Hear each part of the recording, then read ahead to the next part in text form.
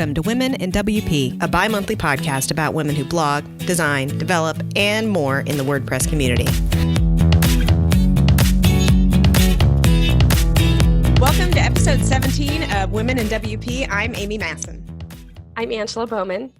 And our guest today is Niki Robinson, who is the president of Post by Ghost, a business that writes searchable, shareable blog posts, articles, website content, and more to help companies gain more business. Welcome, Niki. Hi.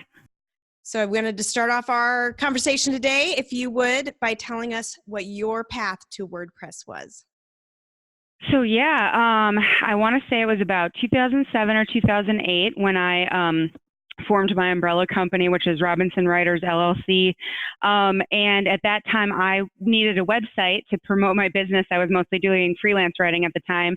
And I was like, oh, I need a website and I don't know how to build a website and I don't know what to do. And I stumbled upon WordPress and I was like, wow, this is so cool. It's so customizable. It's not, at the time it was not as easy to use. But at the same time it was a framework I could understand and work within. But also, like I said, I knew I could make it my own. And I'm not a designer. I work with words. And so it was really important for me to be able to just have something where I could set it up, monitor it, manage it, and then learn about it and go from there. And actually, that led me to building sites. So being somewhat of a WordPress developer when I started, because at the time, I don't know, I had kind of a lot of small businesses or people just getting, like entrepreneurs kind of getting off the ground saying, hey, I need a website and I don't know what to do. And I said, well, I just built a website in WordPress, so I can make you a website. And so, and I started getting really into blogging, and that was, WordPress is a blogging platform. I had been blogging on different platforms myself, more, for fun and what have you. And blogging kind of wasn't what it is now, of course. And so I started building these little, pretty simple sites where you can kind of plug and play, put their logo in and what have you for some smaller clients. And I learned so much doing that, especially so much about how to blow up people's websites by making a mistake and that kind of thing. But yeah, the thing is I was just so excited to see WordPress grow with me. I picked a winner, and it was just so cool to see how it's changed and see how it has been updated and see everything you can do and watch the plugin library grow and watch, so many more people get into WordPress and everything else. And so, so I'm just I'm really grateful that I kind of happened to, find WordPress and be like, wow, this is the coolest thing. And then, it really stuck around. People love the open source aspect of it. And it's grown from there. And I don't know. I've now I don't really build sites, although I maintain our site for the business for the most part. Again, not the graphics element, just like the structurally, that kind of thing. But being able to get into the back end of WordPress over time, now we do site audits for SEO. And so when I go and dig into, it's always a prerequisite that I have access to the company's or, the blogger's WordPress so that I can take a look at the back end and kind of see how things are structured. And having the, knowledge and history that I've had has just really allowed me to give people a more, a bigger picture view of what they need to do to kind of get their site, into better shape. So I guess that's sort of long-ish.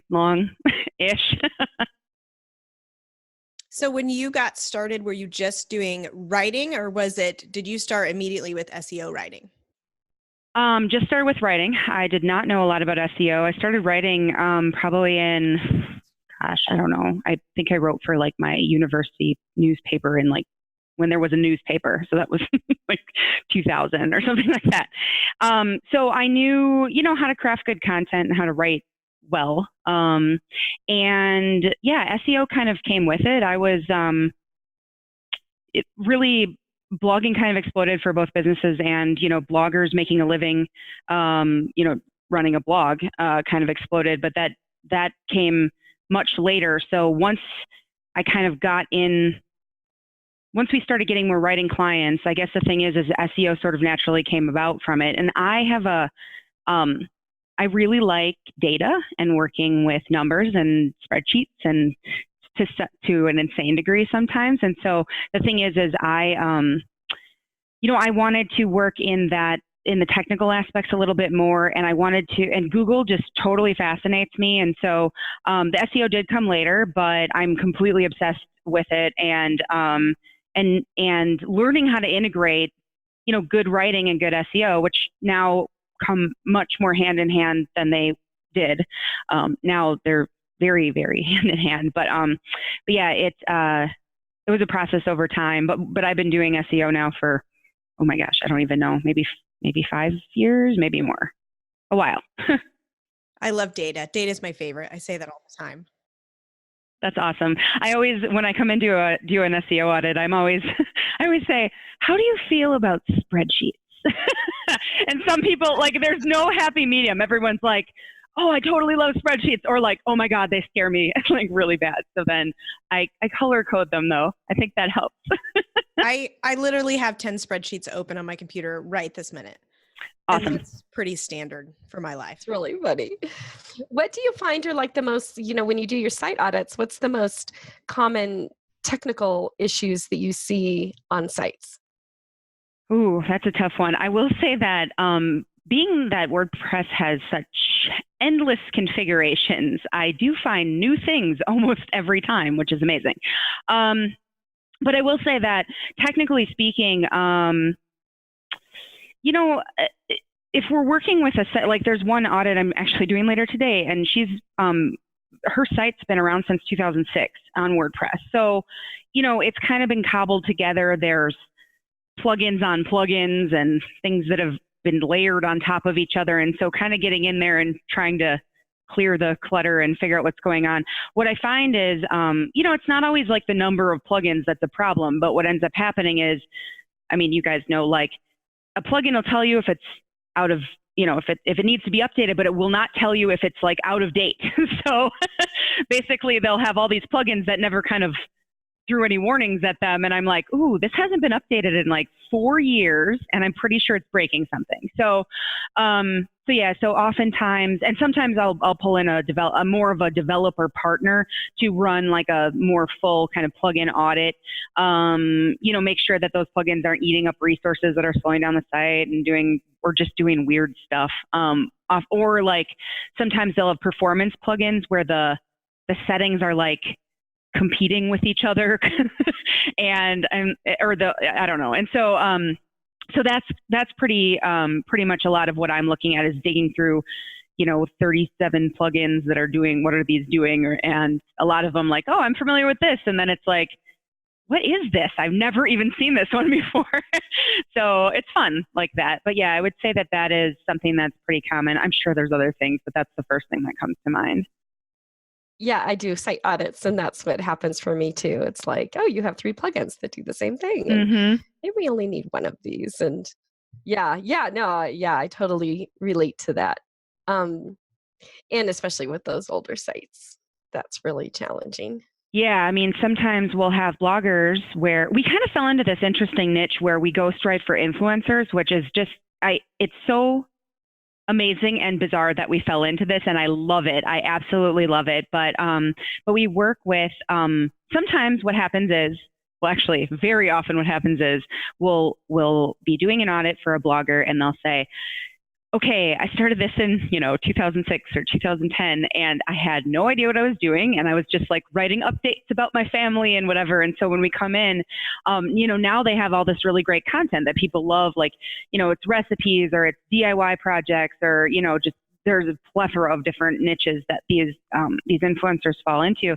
And, we come in and we go, okay, people really love this, but you have this post about like, I don't know, your kid's second birthday, but you wrote it like a long time ago, which not that it's not cute, but I just feel like it's not jiving with what your blog's doing right now. And so, you'll have kind of this long history of like, okay, now we need to kind of clean this up and, maybe let's no index some of this stuff at least so that we can get it off Google's radar because it's not really adding to the quality of your content that you have now. So.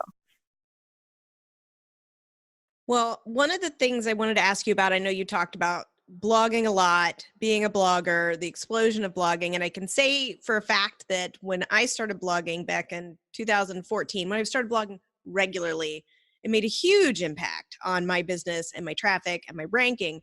And I think the way that people consume blogs in 2019 is much different than how they consumed in 2013 and 14. What would you tell people about blogging for business, the benefits, and even, understanding that people aren't just going to go and read their blog every day now?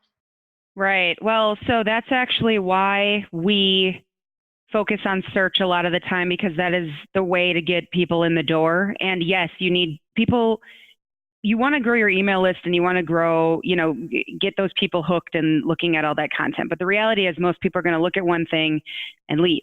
So you need to figure out how to get them engaged or at least get them to sign up for something. So the calls to action are such a huge thing that I think people didn't really, it's a huge thing anyway, and it's always been a huge thing in design and what have you. But integrating good calls to action within your blog content is really important, so that they don't just, okay, I got my 5 tips on my mortgage or whatever, and now I'm leaving, instead of engaging with this bank that, maybe could help me figure this mortgage situation out or whatever.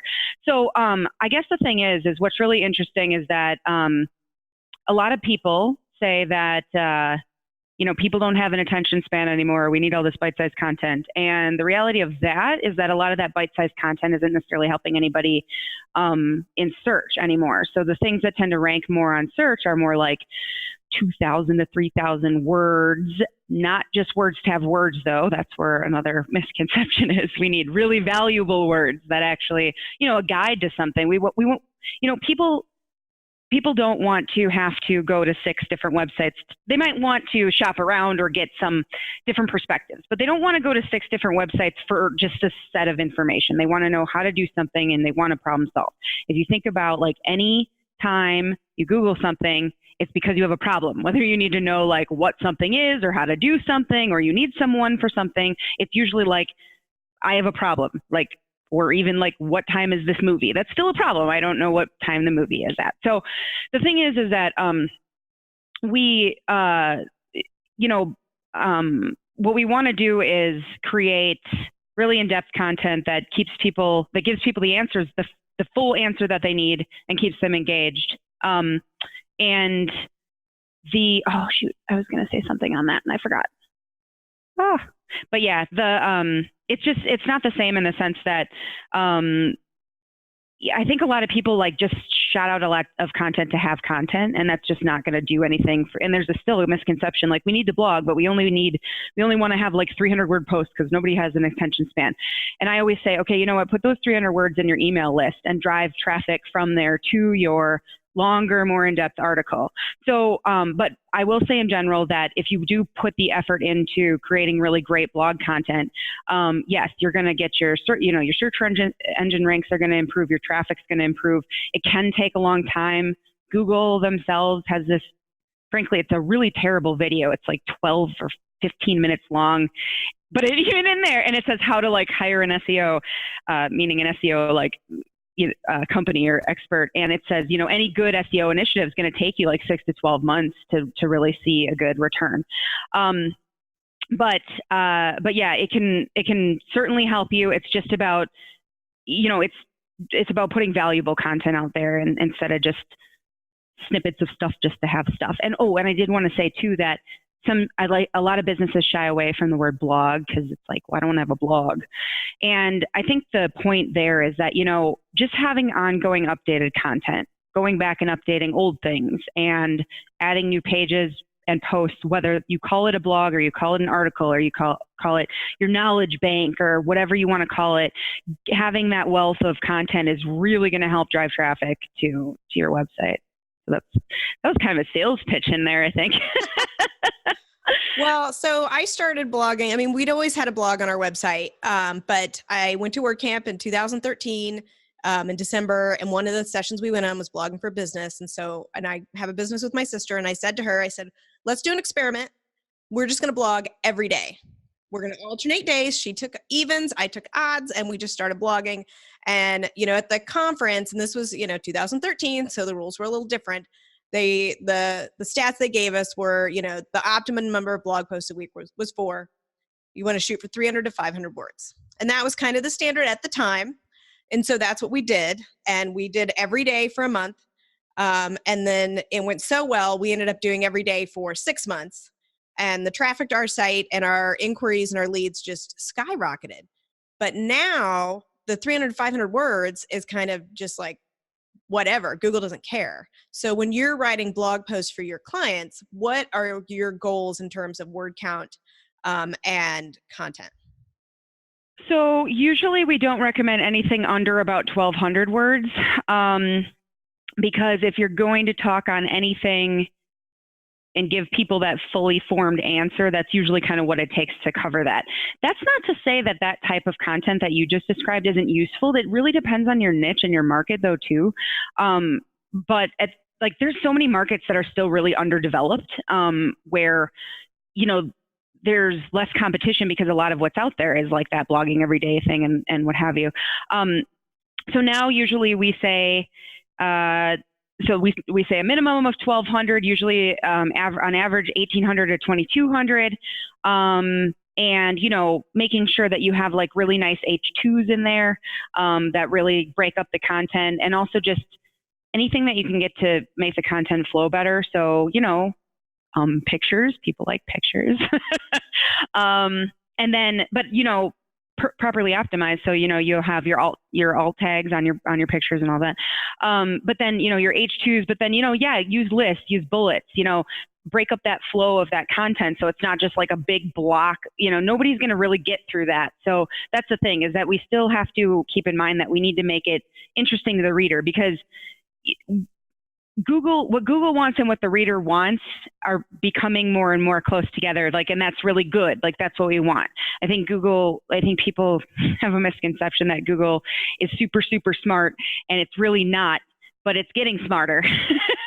And so what we want is to create this really great content because we're giving it what people want, and Google learns from people.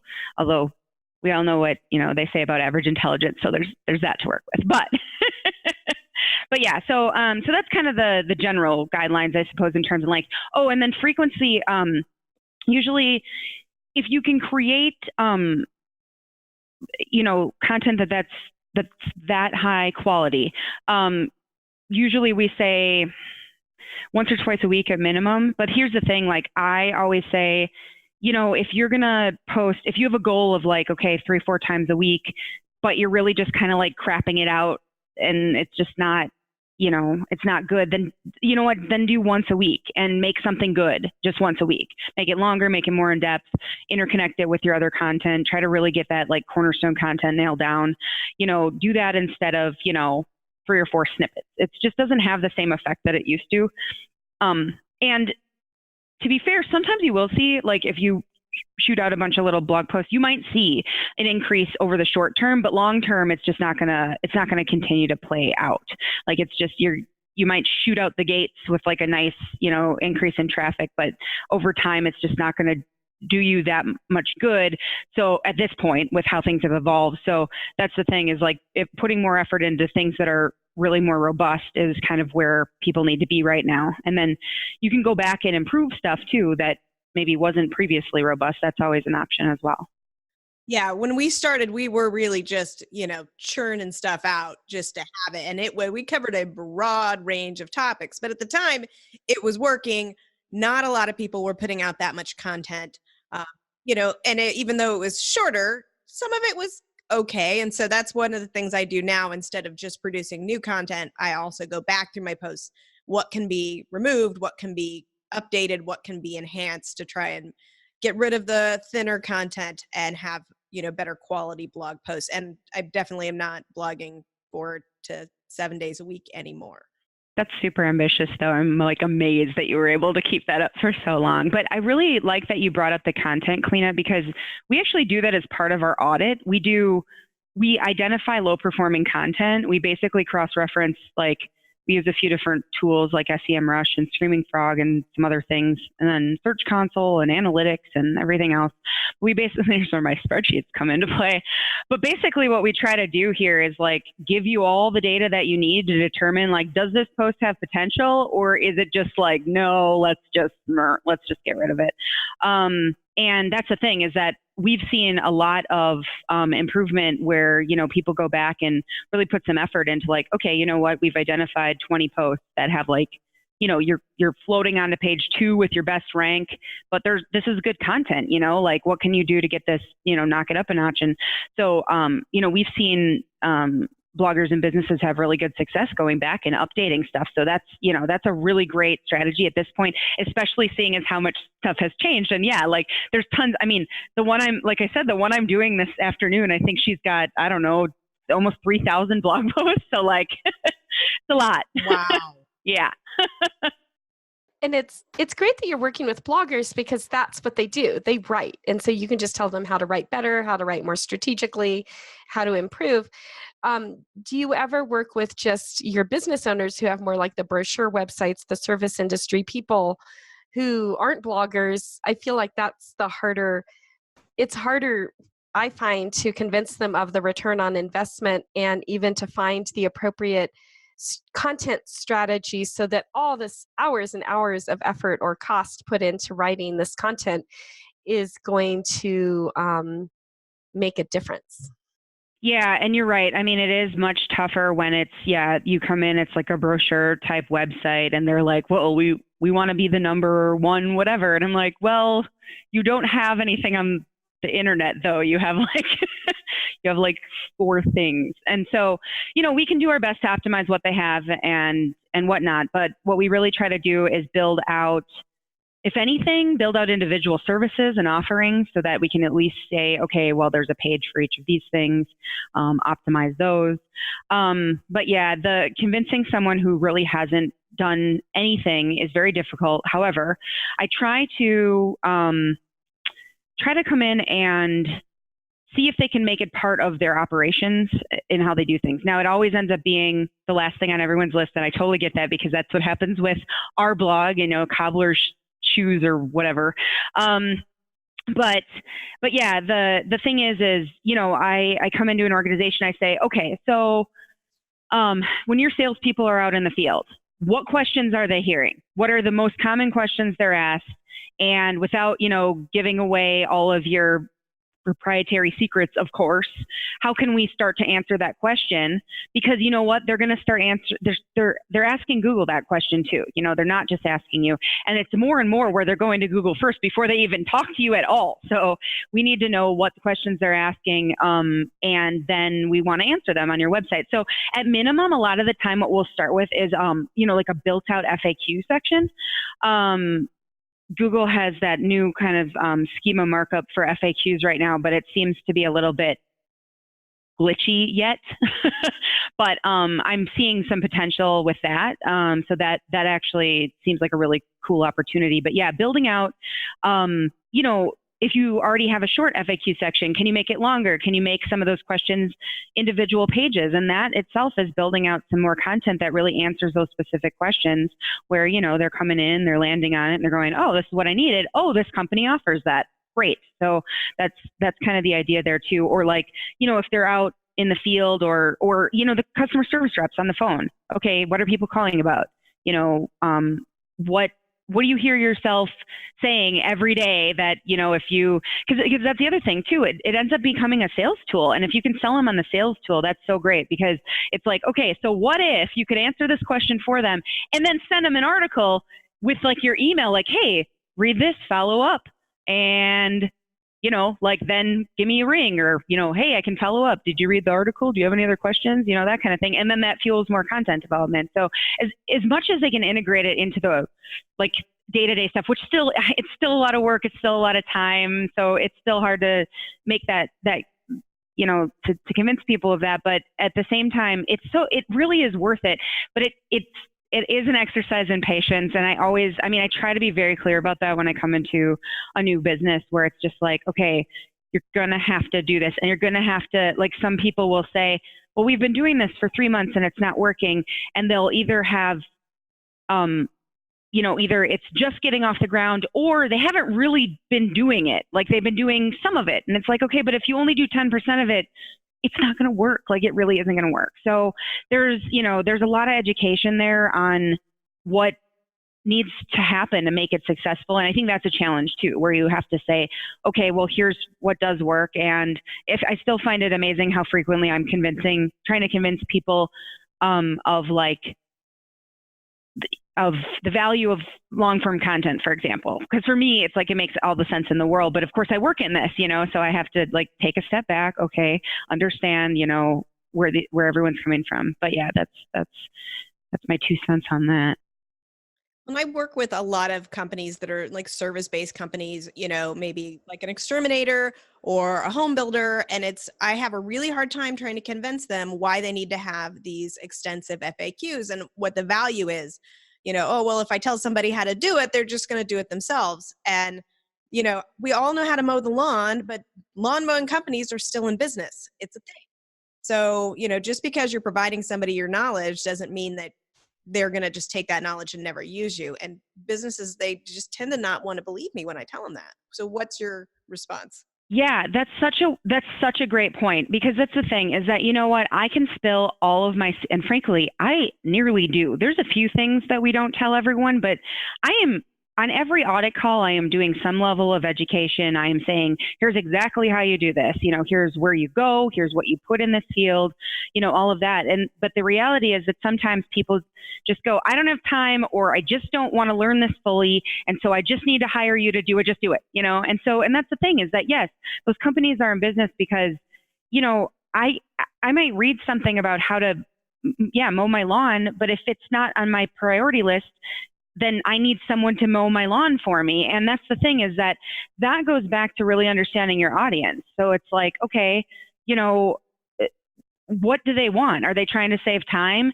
Then how are we writing to people who need to save time, and, so but yeah, and I will say that you don't need to give away. If you have proprietary secrets and ways you do things and formulas about, of course, you don't have to give that all away.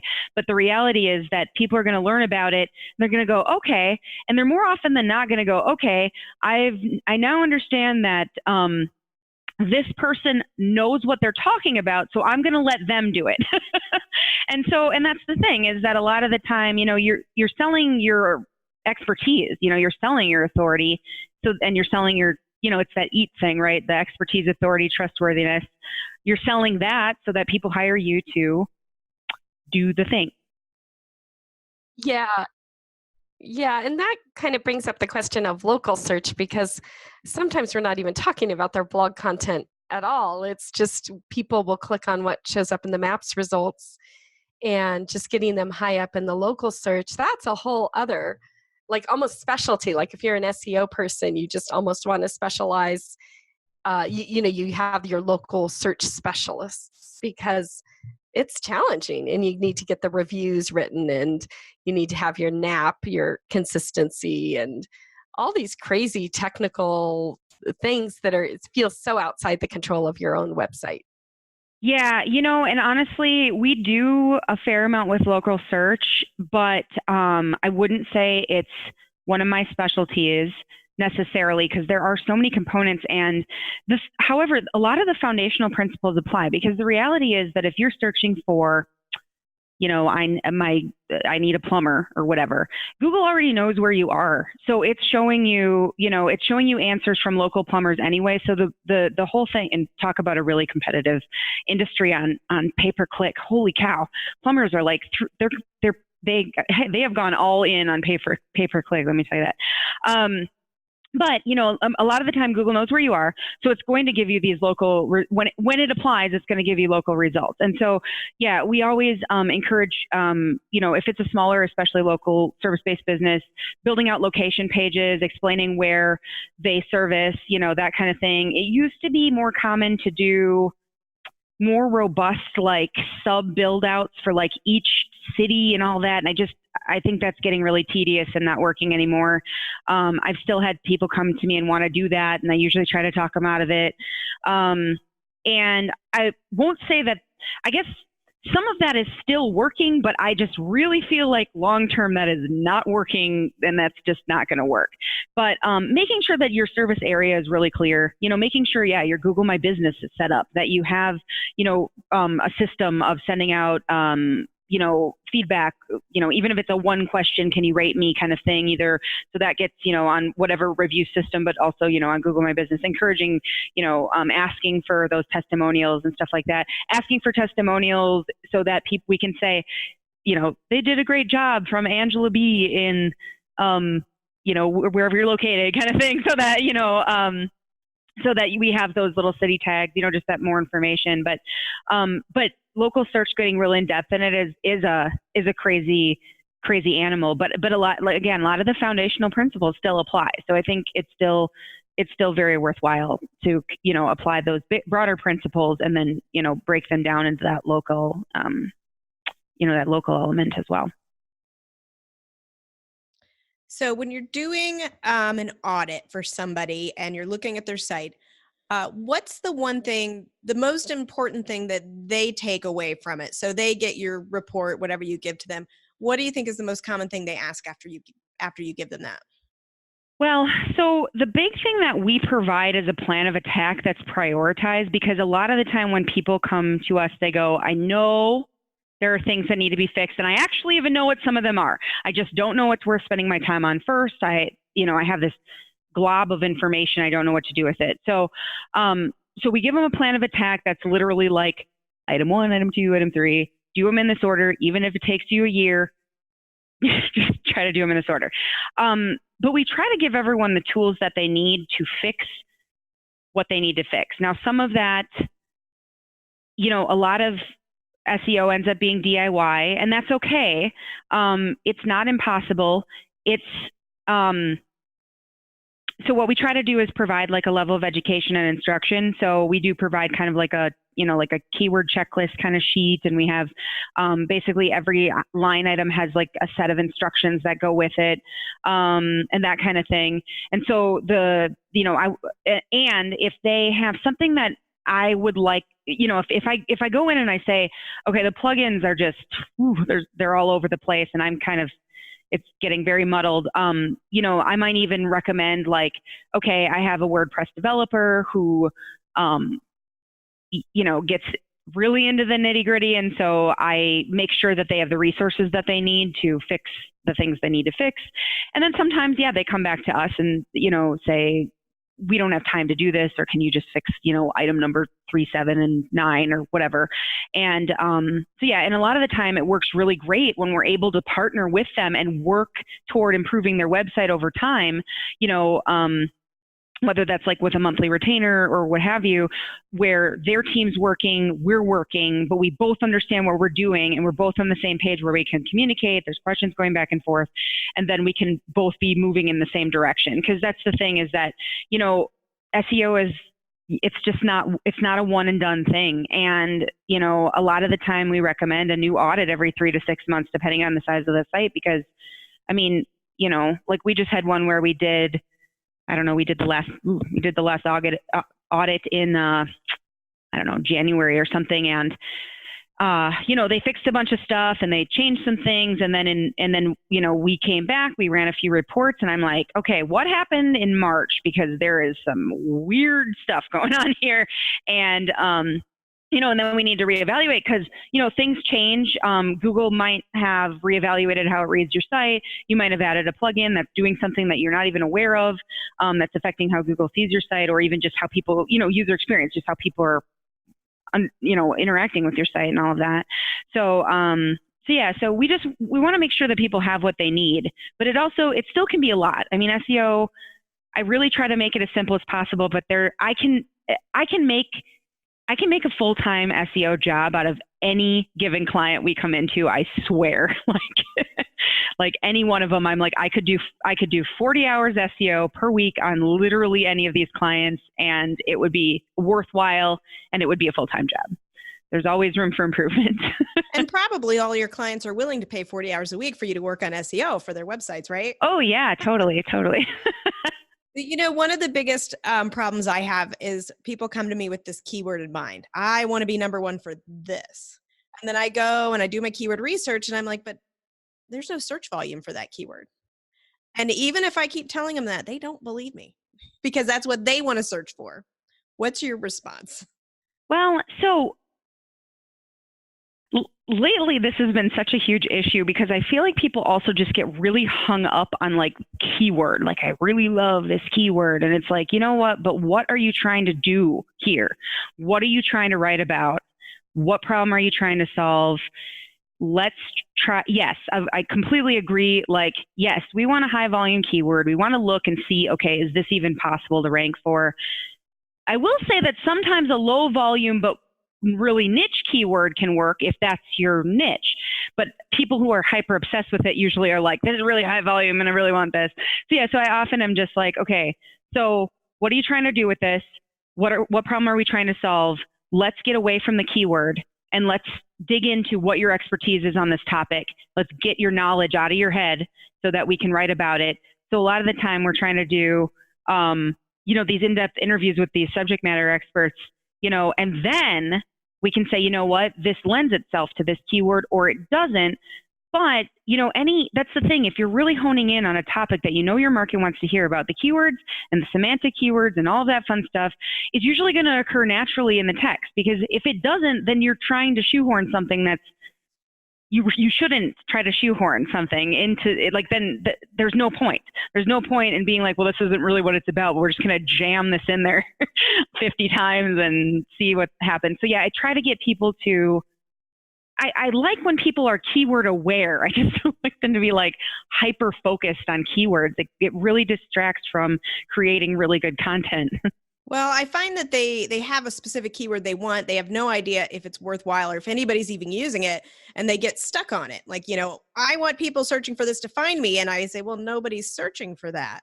And then they're like, no, but this is what I would search for. And I have to explain that their own expertise is getting in the way of what people that actually hire them would type. Oh, that is such a huge thing too, where we say, okay, you are writing about this from a highly technical standpoint. And it's, I don't know, let me think of an example like that we haven't done. I'm thinking like paint colors for some reason. Like, let's say somebody wants to pick the paint colors and they go, well, the technical composition of the paint is like what's really the most important. And it's like, yeah, they want to know that it's going to stick to the wall and like work, but they don't need to know like every chemical and why, and again, depending upon the audience. But the thing is what I often find is, yeah, it's like a person looking for paint colors. And then the service provider is trying to provide this like technical breakdown on like the value of the certain paint structure. And it's like, okay, but that's not really what they're looking for. So that's like the number one thing. It's search your intent, like huge. And yeah, I really, really try to work to get people in their, in their client, in their customer head. We got to get out of you've got all this great knowledge and that doesn't mean that we can't share it, but why are they coming to you for that knowledge? And that, yeah, there can be a big gap there. But again, it just goes back to that education level, just trying to say, okay, this is fundamental marketing. Okay. We're trying to reach somebody, we need to get to them. So yeah. Yeah, and that's hard. Like there's the case that Amy's mentioning where people just simply don't search on that, or the case where they do search on it, but it doesn't match the intent at all. And having to get your clients to think, but that's what we do. And it's like, yeah, but that's not what you do. You do something else and you refer to it like that, but that's not what that means to everyone else in the world. Yeah, I mean, I guess going with like a plumber example, it's like, okay, well, you can talk about the value of like the shape of a pipe or the material of a pipe, but the person with the drain problem just wants their bathroom to stop leaking, and they don't care. They want to know that that's good, but you need to say, well, why are they coming here? They're not coming here to learn about pipes. They're coming here because they have a leak and they need it solved, yes, with the pipe. So we can talk about that, but we need to think what's the actual problem and really get down to the fundamental problem. So you are, we're Women in WP podcast, and you have a women-owned business, and you have a lot of women on your staff. And maybe before we wrap up, I would love to hear more about just your business in terms of working with women and how that's come to be. And do you ever face competition from more male-dominated SEO companies? And just what's your experience as a woman in the SEO field? I just went to an SEO conference in May, and it was predominantly men. And I don't know if you go to SEO conferences, but it just is interesting because I feel like SEO is a field that should be pretty gender neutral, but it's not. And I didn't know if that was also your experience. It is SEO in particular is highly male dominated. I will say that being a female in the field, I think, has given me an advantage in the sense that, if it's another woman-owned business or a female blogger and they go, oh, wow. So, sometimes they just want to talk to a woman about it, and they're sick of talking to men about it, just to be frank, where they go, okay, I just feel like, I'm being told the same thing and I'd love a different perspective. And so we really love working with women, and a huge amount of the the blogging community is women. So, when it comes to blogging, SEO for bloggers, that is a market where there's a few men doing some really specific stuff, and I'm working on getting some more authority in that field. I'm speaking at a conference next month on that, and I'm speaking in Atlanta next month. Spoke in Orlando last year, and that's the thing. I'm speaking to bloggers, but I'm actually trying to get into more of those, more SEO type conferences rather than just the blogging conferences, which are more, there's a lot more men in the field. But I think that we're able to give a different perspective and understanding. Like a lot of the times, I was just talking to a blogger who, has worked in IT forever. And she's like, yeah. And everybody goes, okay, so who's your IT guy? And she's like, I'm not the IT guy. And I think it works the same with SEO. Who's your SEO guy? It's like, okay, well, I'm not the SEO guy, but I am the SEO guy. But, I guess it's really great. I love this. I love that you guys have this podcast, obviously.